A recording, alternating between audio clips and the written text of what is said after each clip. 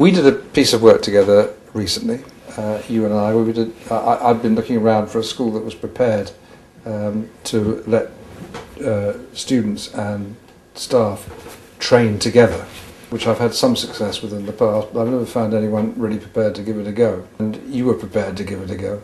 Could you talk me through, from your point of view, what we did and what the benefits and Sure. potential dangers of it might be? You were invited in to the school because we wanted you to have a look at behaviour and relationships within the school and help us to develop those. And that came out of I suppose, an error that we'd made as a school, in that we'd looked at a model of a detention system that was lauded in another school. And the mistake we made is that we picked that up, we thought that seems to be working very well, and without giving due consideration to our own context, we adopted that model within the school. And it went wrong for us because it didn't reflect the ethos of the school that was long-standing, and it damaged relationships between staff and students. And at the time that we invited you in, it was continuing to damage those relationships. You, among the many things that you proposed to us, suggested that we involve students in helping to move from where we were to where we needed to be. And that started from a training day in the school holidays, where we invited a key number of staff who were going to be facilitators on a joint inset day for staff and students. We invited 3 students to work with about 20 staff, and just in that planning, and it was, for me, it was striking, the things that they were saying about the detention system, about the punitive ethos of it, and about how much they and their family valued a much more positive approach to the rewards.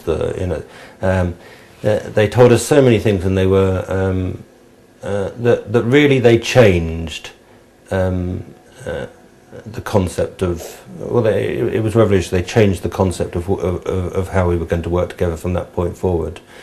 On that day, we talked about how the joint inset day between staff and students would work.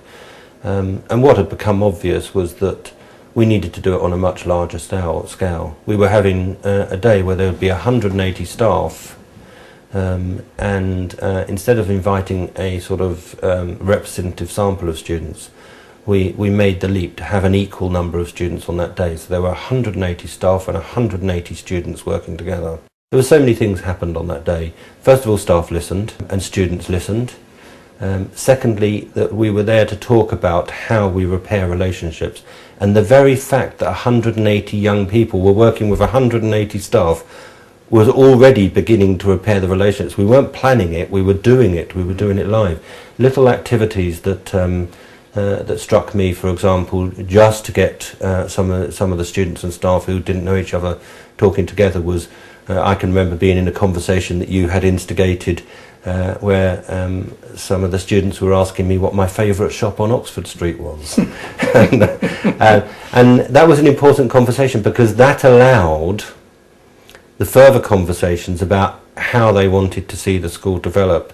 Out of that conversation, out of building that relationship, and out of that soft sort of introductory approach, we started to allow staff and students to genuinely talk to each other on a personal level, not as staff and students, but as people together who had this common vested interest in the future of the school, and actually on this occasion had a common problem that they all wanted to solve.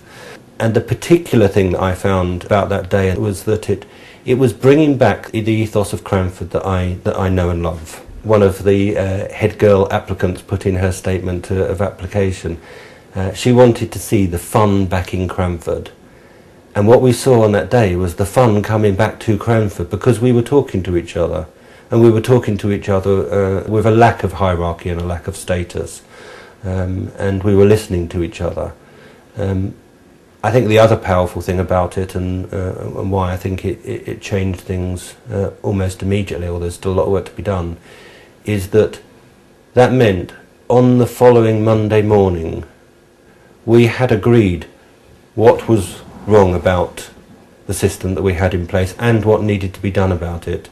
And we had, on that Monday morning, in a school of 1,500 students, 180 staff and 180 students who had a common agenda, who were were already committed to make things better, and were also committed to influencing the other students within the school, and to begin that process of change with enthusiasm. For me, and it isn't just about that issue, it has got us to rethink as a school what we meant by pupil voice. We would have argued up until that point that we have extensive mechanisms for pupil voice and well established, and and in Ofsted terms they probably look great. But we've gone to another level as a result of that day, and it's caused us to rethink every single event that we have within the school, and to think about how the same sort of collaborative working, the same sort of joint leadership of the school between students and staffs could be taken forward through those, how they could be changed to be better and to replicate some of the best things from the work that your company did with us. I think the work you've done with us and the work that those students did with the school have changed the school forever. Not just over the behaviour issue, but just fundamentally about how we take the school forward together, and how the school is led by staff and students together.